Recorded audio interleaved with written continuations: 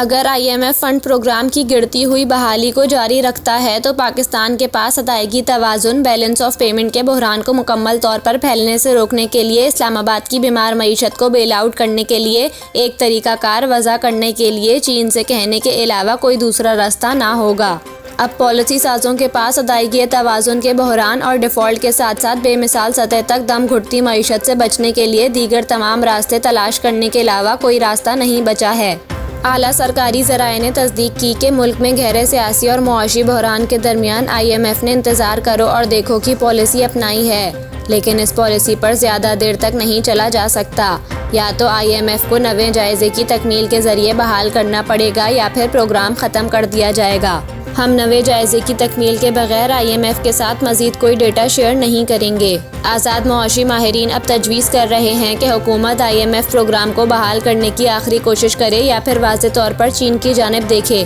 ताकि मुश्किलात का शिकार मईशत को बेल आउट किया जा सके। साबिक वज़ीर ख़ज़ाना और मारूफ माहिर इक़्तिसादियात डॉक्टर हफीज़ ए पाशा ने बताया कि अगर IMF आगे नहीं बढ़ता तो पाकिस्तान के पास इसके अलावा कोई चारा नहीं होगा कि वो चीन से दरख्वास्त करे कि वो इस्लामाबाद को मुकम्मल बहरान से निकालने के लिए मदद के लिए कोई तरीक़ाकार वाज़े करे।